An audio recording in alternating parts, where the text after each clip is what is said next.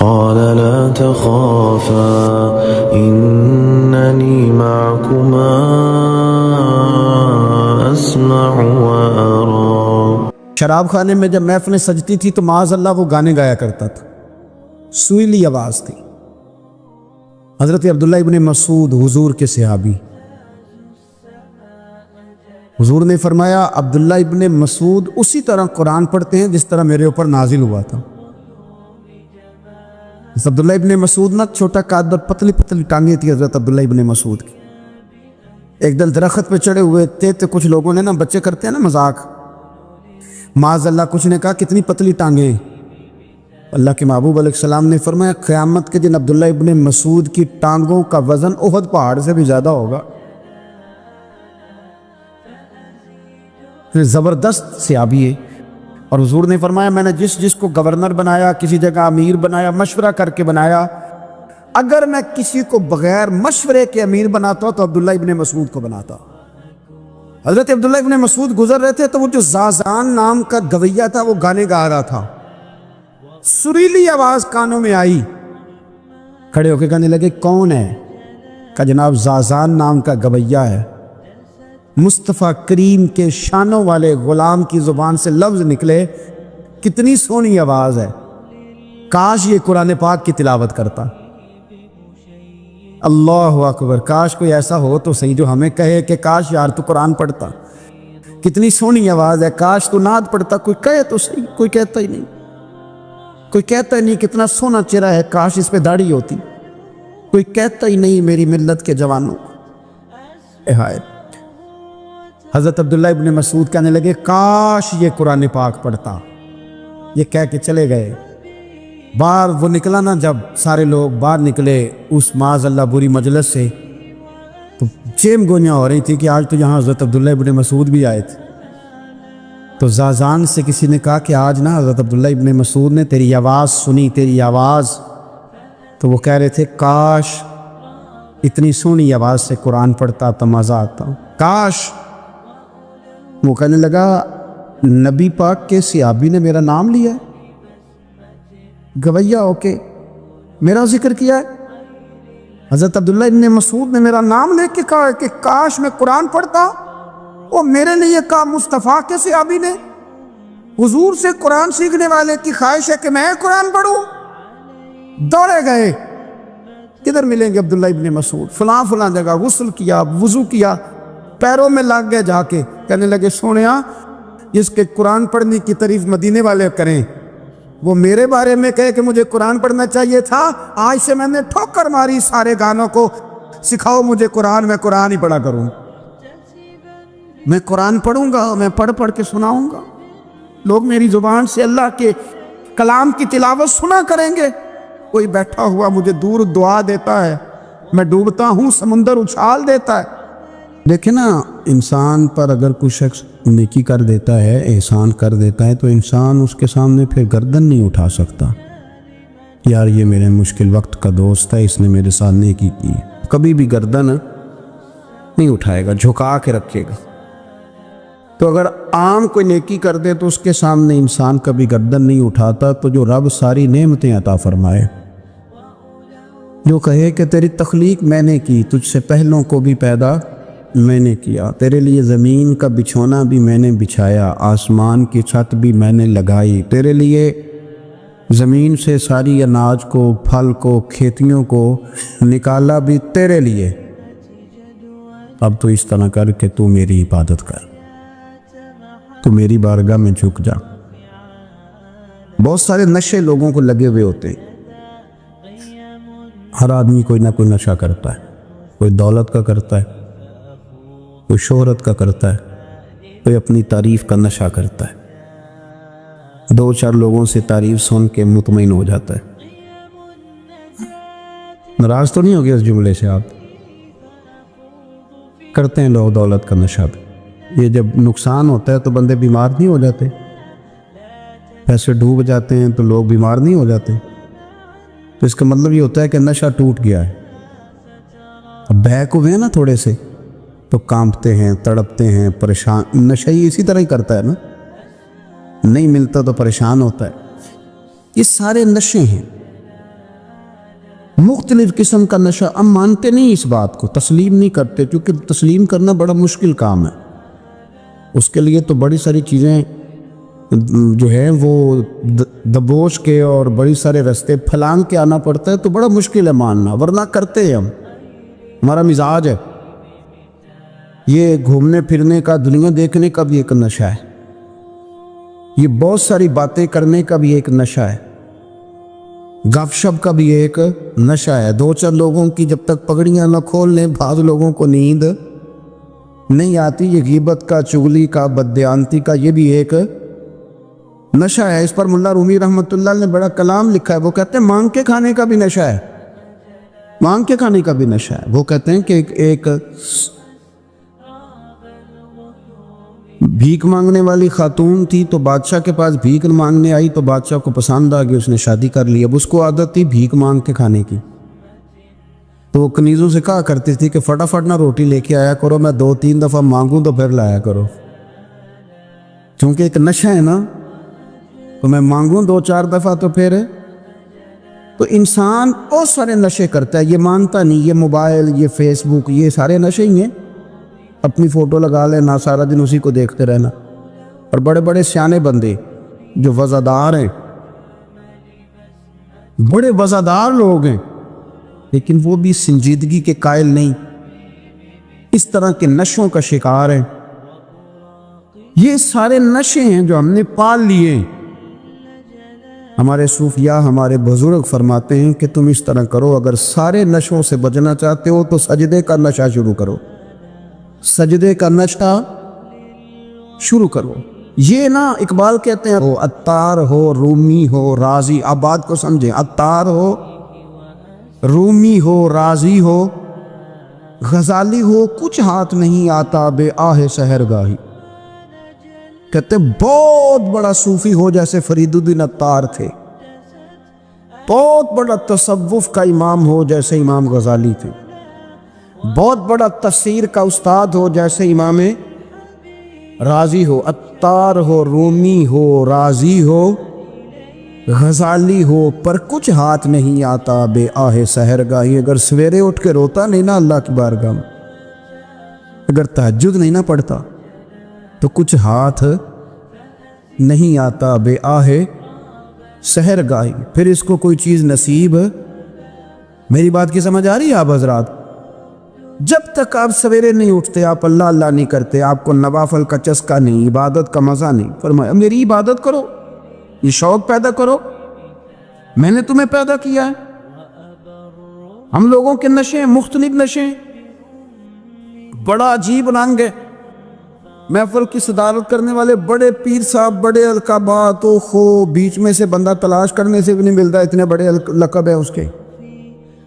لیکن وہ ساج سمر کے 2.5 گھنٹے بیٹھا رہا محفل میں, اور نماز کا وقت آیا تو اس نے مختصر سی پڑھی اور نکل گیا. ہلکے سے سجدے کیے. او اتنا بڑا عشق رسول, نعت خواں, او ہو کیا بات ہے. اور عشق رسول کا بہت بڑا پیغام پر, بہت بڑا مبلغ. وہ بیچارہ سمجھ ہی نہیں سکا کہ اللہ کے رسول نے فرمایا تو نماز پڑھ, میری آنکھیں ٹھنڈی ہو جائیں گی. تو یہ نشے کے عادی تو ہیں, پر حقیقت کے قائل نہیں. یہ بس ٹھیک ہے, خوابوں کی دنیا میں لوگ زندہ ہیں, پر جن کو یہ جو نشہ تھا نا عبادت کا, یہ میرے رسول پاک کی چاہت ہے, یہ میرے نبی کریم علیہ السلام کی. آپ دیکھیں نا, حضور مہینوں جا کے غار حرا میں بیٹھتے. کیا وہاں تبلیغ کرتے تھے؟ کوئی کتاب لکھتے تھے؟ رسول کریم علیہ السلام مہینہ رہتے غار حرا میں. کوئی نہ مجھے دیکھے, کوئی نہ مجھے ملے. حضور یہاں کیا ہے؟ فرمایا میں اپنے رب کی عبادت کروں گا. نبی کریم علیہ السلام نے سجدوں کے ساتھ پتھروں اور پہاڑوں کو آباد کر دیا, سجدوں کے ساتھ. آپ کا سجدہ آپ کو بہت ساری چیزوں سے چھڑا لیتا ہے, یہ بہت ساری جگہوں سے جھکنے سے بچا لیتا ہے. صوفیاء, اولیاء یہ کیا کرتے تھے؟ یہ سجدے کا ذوق ہی تو پیدا کرتے تھے. سجدے کا ذوق. شاہ عبدالعزیز دباغ رحمۃ اللہ تعالی علیہ اپنے مریدوں سے فرمایا کرتے تھے کہ اگر تم پکے نمازی بن جاؤ نا, تہجد گزار ہو جاؤ, تو میرے پاس آنا جانا چھوڑ دینا. عرض کی حضور کیوں؟ فرمایا میں تمہارے اور رب رسول کے راستے میں رکاوٹ نہیں بننا چاہتا. اب میرا مقصود ہے تمہیں وہاں تک پہنچانا. جب پہنچ گئے تو پھر میری ضرورت ختم ہو گئی. ہاں کبھی وسوسہ آئے، شک پیدا ہو، تکلیف ہو تو آنا، ورنہ میں نہیں چاہتا کہ میں رکاوٹ بنا رہوں. تم اللہ اللہ کرو، اس مالک کو راضی کرو. میرے رسول پاک علیہ وسلم نے فرمایا بندہ اللہ کے سب سے قریب اس وقت ہوتا ہے جب وہ سجدے کی حالت میں ہوتا ہے. کس کے قریب ہوتا ہے؟ اللہ کے سب سے قریب ہوتا ہے. وہ بڑا نیڑے ہے رب کے، بڑا قریب ہے، اس لیے کہ وہ حالت سجدہ میں. وہ جب سجدے کرتا ہے نا، اس کی بارگاہ میں جب جھک جاتا ہے. آپ ذرا سجدے کی کیفیت دیکھیں نا، زبان بھی یہاں ہے، آنکھ بھی یہاں ہے، کان بھی، عقل بھی ساری، اس نے سارا کچھ رکھ دیا سجدے. آپ وہ کبھی پیچھے جائیں تو دیہاتوں میں کہا جاتا تھا ناک سے نکیریں نکالو. بہت بڑی سزا ہوتی تھی نا، ناک سے نکیریں نکالو، بڑی سزا ہوتی تھی. تو اس نے کہا مالک مجھے کسی نے کہا نہیں، پر دیکھنا میں نے رکھ دی ساری عقل سجدے میں، اور رکھ کے کہا کیا؟ سبحان ربی یا اللہ، اللہ میں پست ہوں تو اعلیٰ، اللہ تو میرا رب ہے اور تو سب سے اعلیٰ. اتنا. اور فرمایا جب یہ اس کیفیت میں ہوتا ہے تو پھر یہ اپنے رب کے قریب ہوتا ہے. کثرت عبادت، نوافل. ہمارے ہاں عمرے کی قرآن اندازی محفلوں پہ ہونے لگ گئی ہے، حالانکہ حدیث سے ثابت نہیں. میں دوستوں سے کہتا ہوں جائز ہے، کرنی چاہیے. عمرے کی قرآن اندازی جائز ہے، پر کسی حدیث میں نہیں آئی کہ قرآن اندازی کرو عمرہ کرو. حدیث میں قرآن اندازی یہ آئی ہے کہ نبی پاک علیہ السلام نے فرمایا تمہیں پتہ چل جائے نا پہلی صف کا ثواب کتنا ہے، تم قرآن اندازی کرو. عمرے کی قرآن اندازی کا تو پوسٹر چھپتا ہے، تو یہ والی قرآن اندازی کب ہونی ہے؟ ہونی چاہیے کہ نہیں؟ حضور نے فرمایا تمہیں پتہ چلے کہ اس کا ثواب کتنا، تو تم قرآن اندازی کرو، تم قرآن ڈالو. جب آپ نماز پڑھ رہے ہوتے ہیں، جب آپ کا مصلی آباد ہوتا ہے، صلاح الدین ایوبی ایک بزرگ سے ملاقات ہو گئی بیت المقدس پر، قبضہ تھا عیسائیوں کا. تو صلاح الدین بڑے پریشان تھے. وہ بابا جی کہنے لگے پتر کیا ہوا؟ کہنے لگے حضور پتہ چلا ہے دشمن کے 2 بحری بیڑے اسلحہ لے کے آ رہے. مسلمان پہلے ہی کمزور ہیں، اور اب اگر 2 بحری بیڑے اور آ گئے تو حضور مسئلہ بن جائے گا. تو میں پریشان ہوں کہ کس طرح یہ کم مسئلے والی ہماری فوج ہے کیسے مقابلہ کرے گی. تو بابا جی کہنے لگے پتر اس طرح کرنا، آج رات تو بھی دعا کرنا اور میں بھی کروں گا، تو بھی دعا کرنا. آپ ناراض نہ ہونا، ہم تو پیروں والے ہیں، ہم تو پیروں کے نوکر غلام ہیں، ہمارا تو گزارا ہی نہیں، ہمیں تو ملتا ہے سارا کچھ وہاں سے. پھر میرا سوال یہ ہے کہ تعویذ لینے جاتے ہو، نفل کیوں نہیں پڑھتے؟ رات اللہ اللہ کیوں نہیں کرتے؟ یہ بھی تو ہمارے بزرگوں کا ہی طریقہ ہے، انہوں نے تو ہمیں سکھایا ہے. صلاح الدین ایوبی سے بزرگوں نے کہا کہ رات آج نا اللہ اللہ کرنا، تو میں تیرے لیے دعا کروں گا، تو بھی دعا کرنا. تو بندہ جب دکھی ہوتا ہے تو سجدہ کرتا ہے، تو پھر ہی تو مصلی بھیگ جاتا ہے، پھر ہی تو مزہ آتا ہے. سکھی بندہ تو کعبے جا کے نہیں روتا. دکھی تھے، تکلیف تھی، تو سر رکھا سجدے میں تو تڑپ گئے. اور وہ بابا جی کہتے ہیں میں مسجد آیا تو صلاح الدین چیخے مار کے رو رہا تھا اور کہہ رہا تھا مالک میں کوئی اپنی شان کے لیے تو نہیں نہ لڑ رہا، اللہ کو میں کوئی قبضوں کے لیے تو نہیں لڑ رہا، مالک تیرے لیے لڑ رہا ہوں، مجھے بے آبرو نہ کرنا، میری مدد فرمانو. کہتے ہیں میں آیا تھا کہ مسجد میں دعا کروں گا، پر صلاح الدین ایوبی کو روتے دیکھا تو میں لوٹ گیا. تو سویرے صلاح الدین ملے تو بڑے خوش تھے. میں نے کہا پتر کیا ہوا؟ کہنے لگے حضور وہ بحری بیڑے 2 آ رہے تھے نا اسلحہ لے کے، دونوں ڈوب گئے پانی میں ڈوب گئے. تو بابا جی کہنے لگے صلاح الدین وہ پانی میں نہیں ڈوبے، وہ تیرے آنسوؤں میں ڈوب گئے، وہ غرق ہو گئے. وہ جو تو نے مصلی بات کیا تو وہ تیرے آنسوؤں میں ڈوب گئے، وہ غرق ہو گئے، وہ تباہ، اتنے قیمتی تھے تیرے آنسو کے بہا لے گئے دشمن کے بیری بیڑوں کو۔ میرے بھائی ٹھیک ہو گیا جی، میرے عزیز سمجھ لیں اس بات کو ہمیشہ کے لیے، اور اس پر غور کرنے اچھے طریقے سے کہ میرے رسول کریم سید عالم صلی اللہ علیہ وسلم نے نا ہماری توجہ دلائی، حضور نے ہمیں بتلایا، ہمارا ذوق بڑھایا عبادت کی طرف۔ ایک صحابی تھے حضرت ابو فاطمہ رضی اللہ تعالیٰ عنہ، یہ ترمذی شریف کی حدیث ہے۔ نبی پاک علیہ السلام نے فرمایا ابو فاطمہ قیامت کے دن مجھ سے جلدی ملنا چاہتے ہو کہ دیر کے ساتھ؟ تو کہنے لگے حضور کون ہوگا جو دیر سے ملنا چاہے؟ ہم نے تو جان دے دی وعدہ دیدار پر۔ اعلیٰ حضرت فرماتے ہیں جان دے دی وعدہ اور نقد اپنا دام ہو ہی جائے گا۔ مجھے لگتا ہے کہ یہ سودا نقد و نقد ہو جانا ہے، چونکہ ہم نے جان دے دی وعدہ دیدار پر۔ آپ نے وعدہ کیا تھا کہ مریں گے تو پھر زیارت ہوگی، تو مر گئے ہم زیارت کی خاطر۔ جان دے دی وعدہ دیدار پر، تو نقد اپنا دام ہو ہی جائے گا۔ اے رضا ہر کام کا ایک وقت ہے، دل کو بھی آرام ہو ہی جائے گا۔ تو حضرت ابو فاطمہ رضی اللہ تعالیٰ عنہ سے نبی پاک صلی اللہ علیہ وسلم نے فرمایا جلدی ملنا چاہتے ہو کہ دیر سے؟ عرض کی حضور فٹافٹ ملنا ہے، میں نے قیامت کے دن آپ سے جلدی ملنا ہے۔ تو نبی پاک علیہ السلام نے فرمایا پھر اس طرح کرنا، دنیا میں رہ کے سجدے زیادہ کرنا، پھر سجدے زیادہ کرنا، قیامت میں ملاقات جلدی ہو جائے گی، قرب ملے گا تمہیں۔ اپنے بچوں کے اندر لیکن نا ہم شوق پیدا کرتے ہیں، ہمیں صحیح لفظ نہیں بولنے آتے پر ہم بچوں میں شوق پیدا کرتے ہیں کہ پتر ڈاکٹر بن جائے گا تو بڑا نفع کرے گا، تو لوگوں کی خدمت کرے گا، ملک و ملت کی خدمت کرے گا، تیرے ابا کا نام روشن ہوگا، تیرے دادا کی تعریفیں ہوگی۔ ہم یہ ذوق پیدا کرتے ہیں، ہم اپنے نوجوانوں کے اندر یہ فکر پیدا کرتے ہیں، انہیں ہم سمجھاتے ہیں کہ میاں جب تم پڑھو گے، محنت کرو گے تو فلاں آدمی کی طرح تمہارا نام ہوگا۔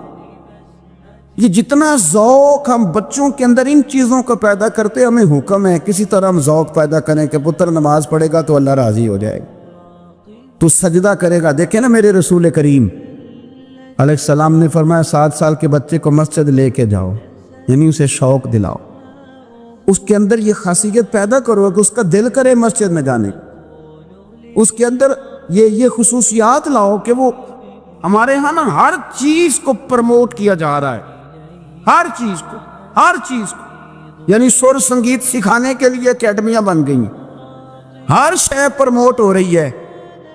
عبادت کا جذبہ کم ہوتا جا رہا ہے، اللہ کا ذوق ہمارے اندر نہیں رہا، اور اتنا مشکل ہم نے اپنے لیے بنا لیا ہے کہ وہ بندہ جو بڑی زبردست مذہبی گفتگو کر رہا تھا اور تگڑی بات کر رہا تھا، کیا بات ہے، لیکن نماز کے بارے میں کمزوری دکھا جاتا ہے، نوافل کے بارے میں وہ چپکے سے نکل جاتا ہے۔ امام احمد بن حنبل رحمۃ اللہ تعالی علیہ،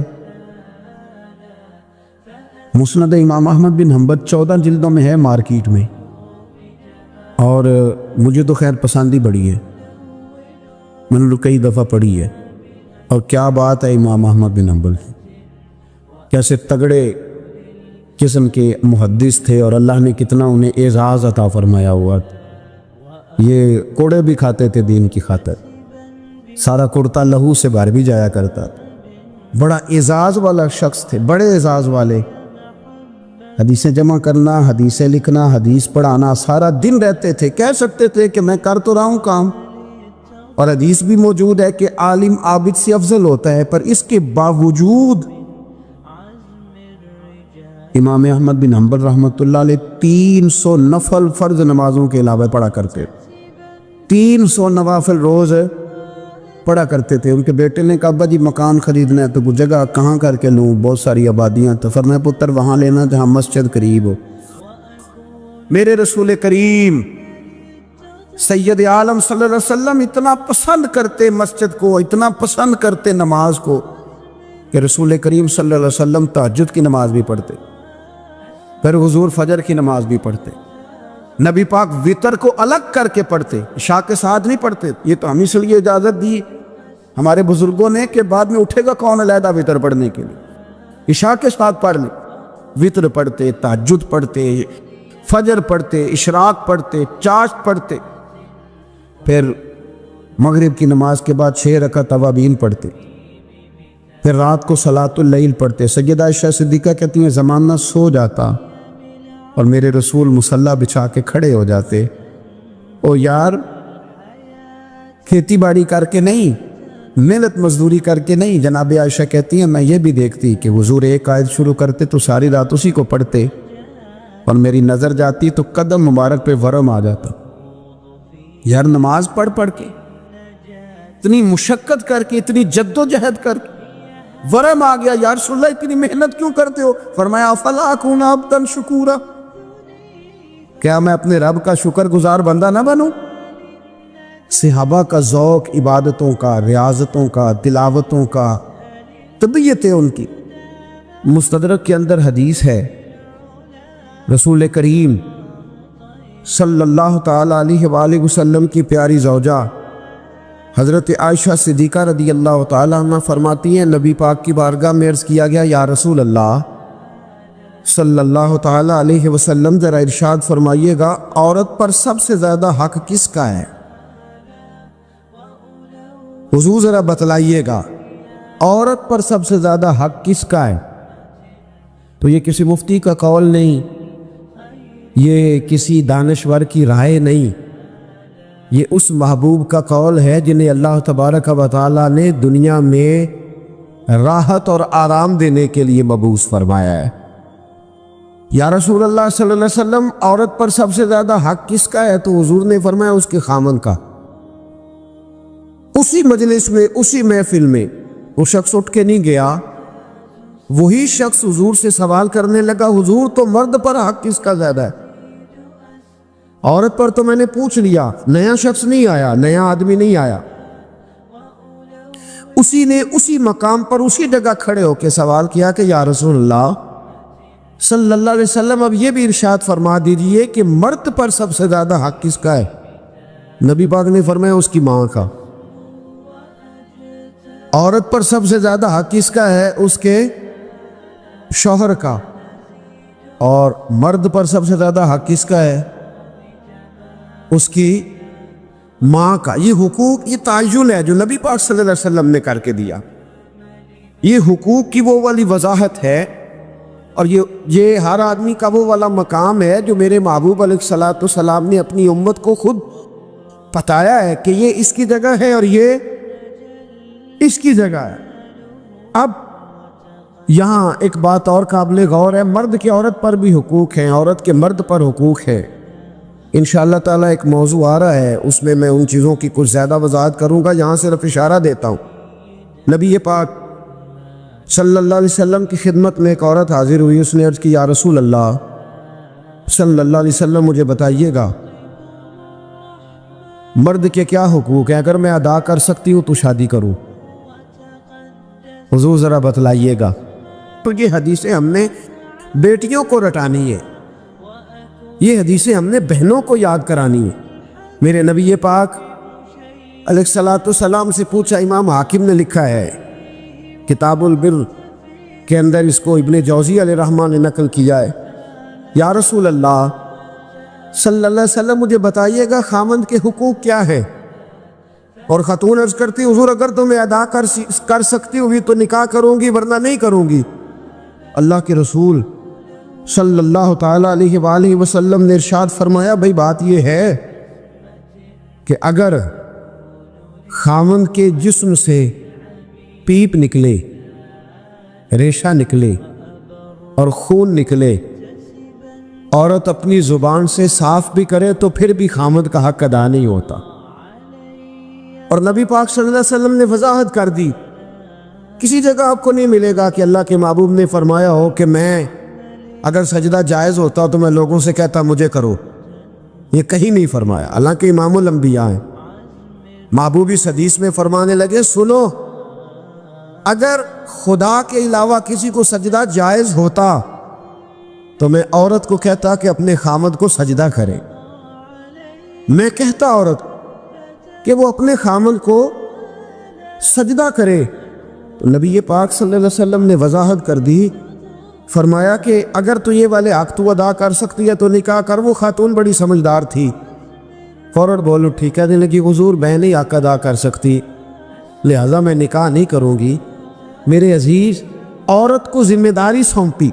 پھر میرے نبی پاک صلی اللہ تعالیٰ علیہ وسلم نے مرد کے لیے بھی ان حقوق کا تعین فرمایا، اور اللہ کے رسول صلی اللہ تعالیٰ علیہ وسلم سے جب پوچھا گیا کہ یا رسول اللہ صلی اللہ علیہ وسلم عورت کے حقوق کیا ہے، نبی پاک صلی اللہ تعالیٰ علیہ وسلم سے پوچھا گیا کہ یا رسول اللہ صلی اللہ علیہ وسلم عورت کا حق کیا ہے، تو نبی پاک نے فرمایا جیسا خود کھاؤ ویسا اسے بھی کھلاؤ، جیسا خود پہنو ویسا اسے بھی پہناؤ۔ اور حضور علیہ الصلوۃ والسلام نے فرمایا کبھی بھی عورت کے چہرے پر نہ مارنا، کبھی بھی اس کے ساتھ بغض نہ رکھنا، اسے کبھی بھی تکلیف نہ دینا، اور اسے اگر چھوڑنا ہوا تو اپنے گھر کے اندر چھوڑنا، یعنی اگر کچھ لمحے کے لیے ناراض ہونا ہوا تو اپنی ہی چھت کے نیچے نکالنا نہ، بھیجنا نہ۔ رسوائی ہوتی ہے جب وہ میکے جاتی ہے تو لوگ باتیں کرتے، اگر چھوڑنا ہوا تو اپنے ہی گھر میں چھوڑ لینا، کچھ لمحوں کو ناراض ہو لینا، کچھ ایسی بات کر لینا، لیکن جب اسے نکال دیتے ہو تو مسائل بن، جیسا خود کھاؤ ویسا اسے بھی، جی جیسا خود کھاؤ ویسا اسے بھی۔ نبی کریم سید عالم صلی اللہ تعالیٰ علیہ وآلہ وسلم نے اس بات کی وضاحت کر دی۔ اب ایک بات جو قابل توجہ ہے جس پر میں آج خصوصی طور پر بات کرنا چاہ رہا ہوں، وہ یہ ہے کہ نبی پاک صلی اللہ علیہ وسلم نے یہ بھی بتا دیا کہ ماں کا بڑا حق ہے، اور حضور نے یہ بھی بتا دیا کہ بیوی کا بھی حق ہے، جو تم نے خود کھانا ہے اسے کھلانا ہے، جو خود پہننا ہے اسے۔ اب مسئلہ پتہ کیا ہوتا ہے، بیوی کا مطالبہ ہے کہ تو سوائے میرے کسی کی نہیں سنے گا، وہ کہتی ہے کہ چونکہ میں آئی ہوں سارا کچھ چھوڑ کے، اب سوائے میرے تو کسی اور کی نہیں سنے گا۔ اماں کہتی ہے کہ چونکہ پیدا میں نے کیا ہے، پرورش میں نے کی ہے، جوان میں نے کیا، تو حقوق میرے زیادہ ہیں۔ یہ حدیث اماں ضرور سنائے گی اگر اسے یاد ہوگی۔ اب اس کا نقصان یہ ہوتا ہے کہ اگر کسی عورت سے یہ پوچھا جائے کہ تو بتلا کہ بغیر ماں کے کوئی بچہ بڑا ہو سکتا تھا، تو اس نے پال پوس کے تجھے دیا ہے، تو تجھے کیسے کہہ سکتی ہے کہ تو کسی اور کی نہ سن؟ اور اگر اماں سے بندہ کہے کہ تو خود ہی گئی تھی اس کو دیکھنے، تو ہی اس کو لائی ہے، اب کس طرح کر کے یہ ممکن ہو سکتا ہے کہ خاتون خانہ جو نکاح کر کے آئی ہے، جس کے حقوق کا تعین خود نبی پاک صلی اللہ علیہ وسلم نے فرمایا، اس کو حق نہ دیا جائے؟ کچھ حقوق میاں بیوی کے ہیں، کوئی شخص وہاں بھی تقاضا نہ کرے، کوئی بہن تقاضا نہ کرے کہ میرا بھائی کسی بھی طور پر بیوی کی کوئی بات نہ مانے اور صرف وہ میری طرف ہی توجہ رکھے، کوئی ماں یہ تقاضا نہ کرے، اس لیے کہ اس کے حقوق بھی اللہ اور اس کے رسول نے بیان فرمائے۔ اور کوئی بیوی کسی جگہ یہ تقاضا قطعاً نہ کرے، کسی مقام پر یہ تقاضا نہ کرے کہ وہ کہے کہ تو بہن کی طرف نہیں دیکھے گا، تو اماں کی بات نہیں سنے گا۔ اس سے آگے بڑھ کر ایک اور بات ہے، اس پر بھی ضرور غور فرمائیے گا۔ اگر شوہر چاہتا ہے کہ میری بیوی میرے ماں باپ کی عزت کرے، ان کا اکرام کرے، اچھے لفظوں میں ان کو یاد کرے، تو بیوی کے ماں باپ بھی ماں باپ ہی ہوتے، اس کے بہن بھائی بھی بہن بھائی ہوتے۔ اگر تو ان کا نام اچھے لفظوں کے ساتھ پکارے گا، ہمارے معاشرے میں کچھ چیزیں شرم کا باعث ہے، کہتے مجھے شرم آتی ہے جملہ کہتے، لوگ چھیڑتے، بچے باتیں کرتے۔ میرے رسول پاک صلی اللہ علیہ وسلم نے فرمایا تیرے 3 باپ ہیں۔ یا رسول اللہ کون سے؟ فرمایا ایک وہ جس نے تجھے جنم دیا، پیدا کیا، جس کی صلب سے تو ہے، اور دوسرا وہ جو تیرا استاد ہے، جو تجھے خیر کی تعلیم دیتا، جس کی وجہ سے تو راہ راست پہ ہے، راہ حق پہ ہے، اور تیسرا فرمایا وہ تیرا باپ ہے جس نے اپنی بیٹی دے کے تجھے بیٹا بنایا ہے، تو اس کے حقوق کا تمہیں خیال کرنا۔ یہ کس طرح کی بات ہوئی کہ تو بیوی سے یہ تو تقاضا کرے کہ میں نے آج آ کے دیکھا ہے کہ میری اماں بیٹھی، تم نے روٹی نہیں پوچھی، اور جب اس کی اماں آئے تو پھر تیرے طور طریقے بدل جائیں، تیرا سٹائل ہی بدل جائے، تو ان کا نام لے تو تیری یا تو تیرے لبوں پر طنز یا ہنسی ہو، یا تیرے جملوں کے اندر سخت پن ہو، ایسا نہیں ہونا چاہیے۔ انسان کو ہر رشتے کو اس کی جگہ پہ رکھنا چاہیے، ہر رشتے کو اس کا مقام دینا چاہیے، ہر رشتے کو اس کا وقار دینا چاہیے۔ نبی پاک صلی اللہ علیہ وسلم تشریف فرماتی حضرت عائشہ صدیقہ کہ ایک بوڑھی عورت آ گئی۔ اس عورت نے جب آ کر کے دروازے پہ دستک دی اور جب وہ بولی نا، اس نے گفتگو کی، اس کے جملے محبوب کے سماعت اقدس سے ٹکرائے۔ کہتے اللہ کے محبوب جلدی سے اٹھ کے بیٹھ گئے۔ حضور نے اس بوڑھی کا استقبال کیا اور حضور نے اسے بٹھایا۔ فرماتی ہر آنے والے مہمان کو حضور بڑی عزت دیتے تھے، بڑا نوازتے تھے، ہر آنے والے مہمان پہ بڑا کرم فرمایا کرتے تھے، لیکن اس خاتون کو زیادہ اعزاز دیا۔ اللہ کے محبوب علیہ السلام نے اس کے لیے کھانا منگوایا، کھجوریں دیں، شہد کے ساتھ تواضع فرمائی۔ فرماتے وہ بی بی باتیں کرتی تو میں دلچسپی دیکھتا۔ کچھ مہمان ایسے ہوتے ہیں نا جو آئیں تو بندہ کہتا ہے اللہ کرے اب چلے جائیں نا کسی طریقے سے، اور کچھ ایسے ہوتے ہیں جن کو بندہ کہتا ہے اتنی بھی جلدی کیا ہے، ذرا ٹھہر جائیے، تھوڑا رک جائیے۔ دل کرتا ہے کہ وہ ذرا بیٹھے، ان سے کچھ اور بات ہو، کچھ بات اور آگے بڑھے۔ کس میں ہوتی ہے مہمانوں؟ محبوب پاک صلی اللہ علیہ وسلم نے بہت ہی زیادہ اہمیت دی۔ حضور محبوب کریم علیہ السلام جب وہ باتیں کرتی تو حضور دلچسپی سے سنتے، ان کے سوالات کے جواب بڑی گہرائی اور گہرائی سے دیتے۔ حضرت عائشہ صدیقہ فرماتی ہیں دیر کے بعد وہ بوڑھی اٹھی، کہا حضور اب میں چلتی ہوں۔ نبی پاک نے تحائف تیار کیے، ایک صحابی کو کہا ان کے ساتھ جاؤ اور تحفے انہیں دے دو۔ کہتے ہیں جب وہ بوڑھی چلی گئی تو میرے دل میں خیال آیا حضور اب مسجد جائیں گے، جب رات کو واپس آئیں گے نا پھر میں محبوب سے پوچھوں گی یہ خاتون کون ہے۔ لیکن حضرت عائشہ کہتی حضور تو گئے نہیں، لیٹ گئے، اور بڑی خوشگوار کیفیت میں نے دیکھی، حضور کی مقدس آنکھیں کھلی اور محبوب کے چہرے پر عجیب سی رعنائیاں۔ جناب عائشہ صدیقہ کہتی ہے میں آگے بڑھی اور میں نے قدموں پہ ہاتھ رکھ کے رسول اللہ صلی اللہ علیہ وسلم مہمان تو روز آتے، حضور یہ کاشانہ نور ہے، یہاں روشنی لینے والے تو روز آتے، یہ کون سی بوڑھی تھی کہ آئی ہے تو آپ نے اتنا استقبال کیا ہے، اس انداز میں وقت دیا ہے؟ اور یا رسول اللہ صلی اللہ علیہ وسلم پھر میں آپ کی کیفیات دیکھ کون تھی؟ کہتے حضور اٹھ کے بیٹھے اور میں نے حضور کی آنکھوں میں آنسو چمکتے دیکھے۔ محبوب فرمانے لگے عائشہ یہ میری پہلی زوجہ سیدہ خدیجہ الکبریٰ کی سہیلی تھی،